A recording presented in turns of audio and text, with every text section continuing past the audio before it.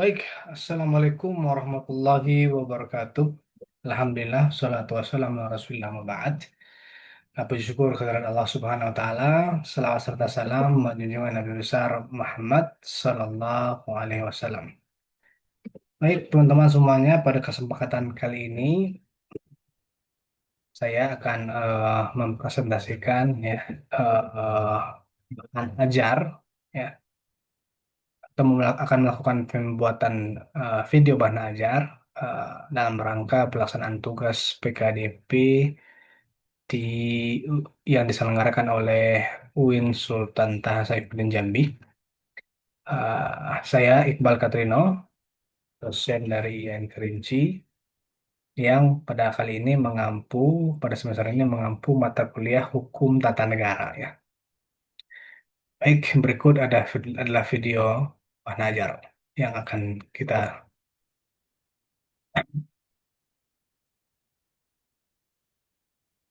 Ya, baik.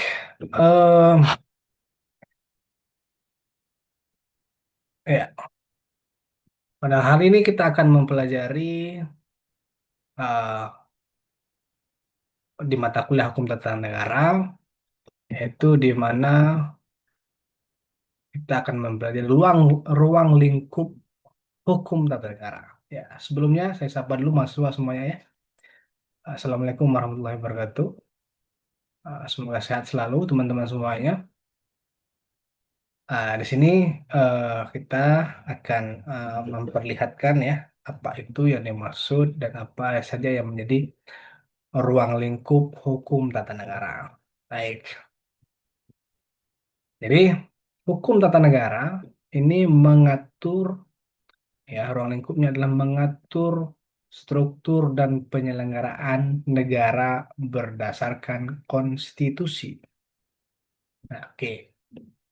Sehingga hukum tata negara ini, kawan-kawan semuanya, memberikan kerangka bernegara dalam hal ini adalah kerangka pembagian kekuasaan atau trias politika, ya, di mana hal ini kita sebut dengan apa namanya eh, separation of power atau pembagian kekuasaan, ya, at- yang dalam hal ini kita kenal dengan kekuasaan eksekutif, kekuasaan legislatif, dan kekuasaan yudikatif.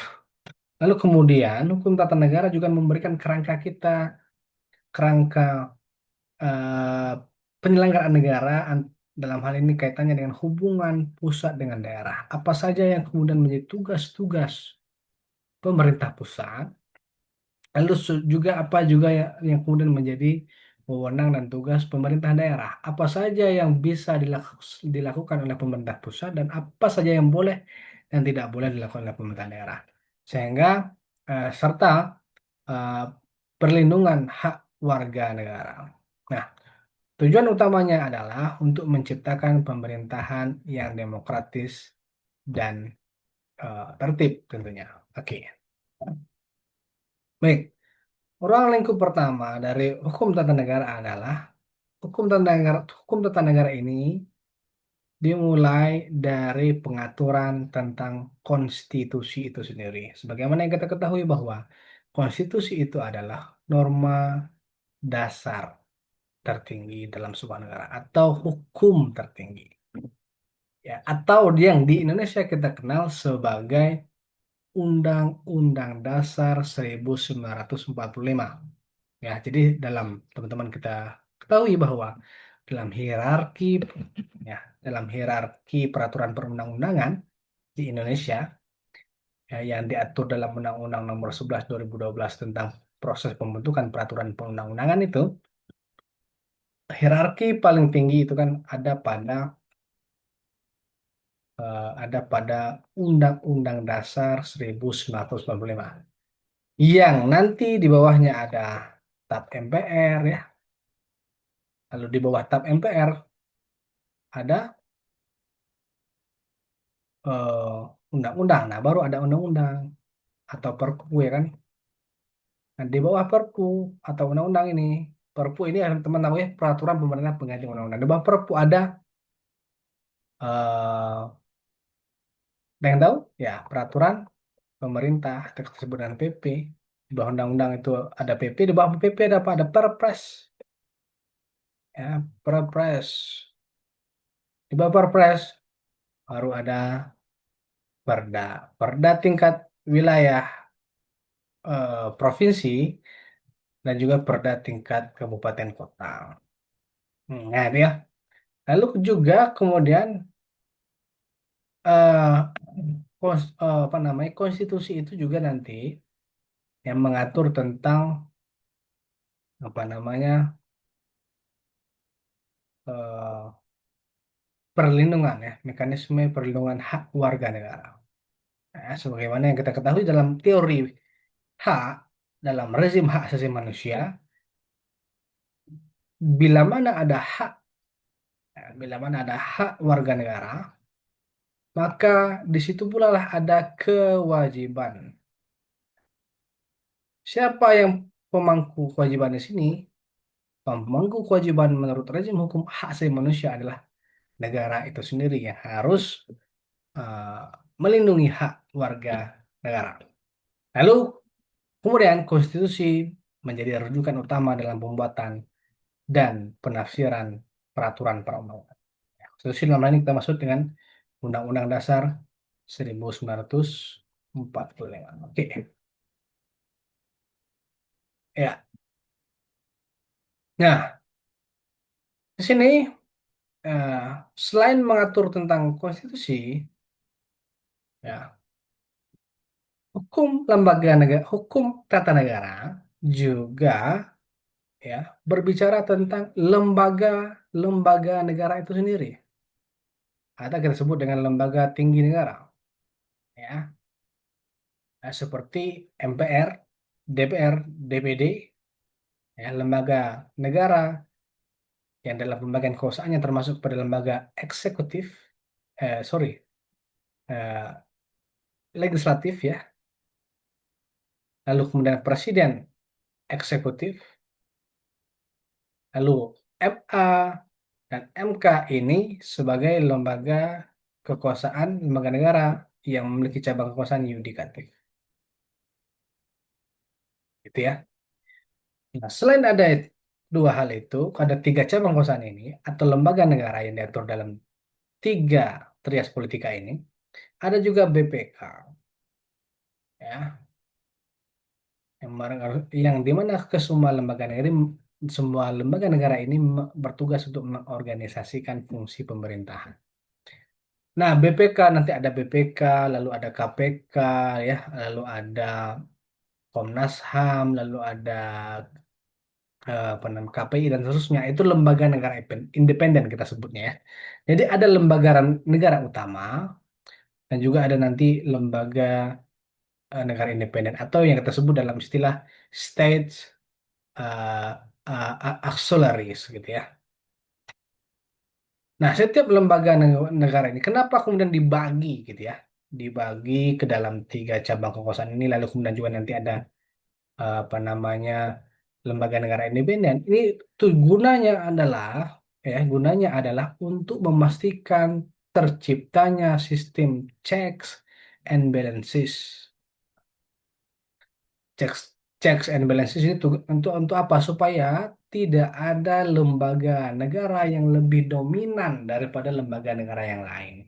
Nah, inilah amanah daripada reformasi yang kita lakukan di tahun 1998. Ya, di mana tidak boleh ada lagi yang namanya lembaga tertinggi negara. Kalau dulu lembaga tertinggi negara itu kita sebut dengan MPR, nah maka sekarang sudah tidak ada lagi lembaga tertinggi negara. Semua sudah menjadi lembaga tinggi negara yang posisinya sejajar, ya, yang posisinya sejajar yang hanya tunduk pada Undang-Undang Dasar 1945. Nah, supaya itu ya, ada sistem checks and balances. Ya, untuk menjamin apa? Untuk menjamin akuntabilitas dan independensi penyelenggaraan negara. Independensi. Ya, kenapa ada penegasan terhadap di sini untuk menjamin akuntabilitas dan independensi? Ya, itu tadi. Karena kita belajar dari masa lalu bahwa negara tidak boleh diatur diatur oleh satu sentral kekuasaan. Negara itu harus dibagi ke dalam tiga cabang kekuasaan, yang tiga cabang kekuasaan ini pun nanti ditambah lagi dengan lembaga-lembaga negara independen yang bertugas untuk mengurusi menyelenggarakan negara. Oke, gitu ya. Ya, pertama tadi hukum tata negara kaitannya ruang lingkupnya adalah mempelajari konstitusi. Lalu yang kedua adalah tentang lembaga negara. Baik, kita lanjut. Nah, dan juga hukum tata negara ini juga mengatur tentang hak dan kewajiban warga negara. Hmm. Hak, tentu hak ada banyak ya. Kalau kita apa namanya merujuk pada Undang-Undang Dasar 1945 ya, itu diatur dalam pasal 28 ya. Itu mengatur ada banyak. Yang pertama ada hak ya, hak warga meliputi hak politik, hak sivil dan sosial ekonomi. Ya, hak sipil misalnya apa? Hak untuk hidup. Ada banyak ya, hak untuk hidup. Ya, misalnya kalau kalau setiap orang atau setiap warga negara punya hak sipil, yang mana hak sipil itu adalah hak untuk hidup, maka negara punya kewajiban untuk melindungi. Kan dalam rezim hak asasi manusia itu, pemangku hak adalah warga negara, pemangku kewajiban adalah negara. Ya. Tugas dari negara itu adalah untuk pertama, to protect. To protect itu artinya apa? Untuk melindungi hak hidup warga negaranya. Artinya apa? Negara harus melindungi warga negaranya dari keterancaman dalam hidup seseorang. Misalnya hak oleh karenanya tidak boleh ada pembunuhan. Ya, tidak boleh ada pengancaman terhadap kehidupan seseorang. Ya, pertama, to protect, untuk melindungi, tugas daripada negara. Yang kedua adalah to fulfill, ya, untuk apa? Untuk dipenuhi hak hidupnya ini, gitu ya. Hak warga negara ini harus dipenuhi oleh siapa? Oleh pemangku kewajiban, yang mana negara ini menjadi pemangku kewajiban dalam hak asasi manusia. Nah, lalu kemudian hak politik. Hak politik ada banyak ya. Hak dipilih, ya, hak dipilih dan memilih. Nah, ya, hak dipilih dan hak memilih. Semua warga negara punya hak yang sama untuk dipilih. Dipilih menjadi apa? Dipilih misalnya menjadi pejabat negara atau penyelenggara negara. Juga punya hak yang sama dalam memilih. Tidak boleh ada pembedaan. Oh, dia orang kaya. Oh, dia anak pejabat. Lalu kemudian dia punya bisa jumlah suara dua misalnya. Kan nggak boleh seperti itu. Semua kan hari ini bagi rata semua. Ya, bagi rata. Oke, one man, one vote. Nah, itu yang kita kenal dengan hak memilih. Ya, lalu kemudian kita lanjut. Ini ada sumber-sumber dan prinsip hukum tata negara. Ya, hukum tata negara, sumber utamanya adalah tentu Undang-Undang Dasar 1945 serta ketetapan MPR, undang-undang dan peraturan turunannya. Nah, itu secara formal ya, secara apa namanya itu dalam mazhab hukum civil law, maka kita mengenal ada namanya undang secara positif ya, undang-undang positifnya, peraturan positifnya ada berasal dari sini hukum tata negara. Lalu bisa juga sumber hukum tata negara itu dari putusan pengadilan dan konvensi-konvensi ketatanegaraan ya. Nah, ini kita kan ambil, kita adopsi dalam sistem hukum common law ya. Kita coba garis bawahi sini ya. Ini common law system ya. Dan ini civil law, tradisi civil law ya, yang hidup di Amerika. Nah, common law ini hidup di negara-negara Eropa. Oke, begitu. Ya, kemudian kita lanjut.